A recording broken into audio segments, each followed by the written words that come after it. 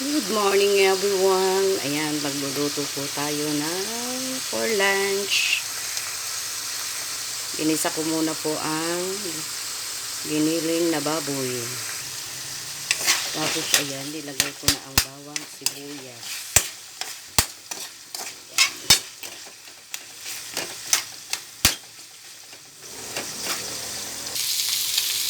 Ayan, inilagay ko na po ang ampalaya.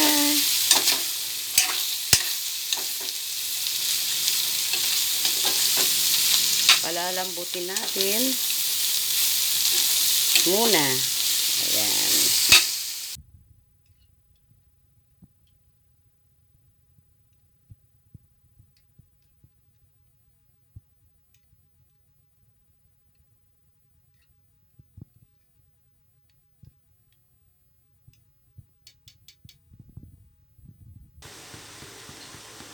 Ayan na, luto na ang ating ampalaya for lunch. Luto na. Ayan. Thank you guys for watching. Ginisang ampalaya. Hindi po ako naglagay ng toyo kaya maputla. Thank you guys for watching. Thanks for all your support.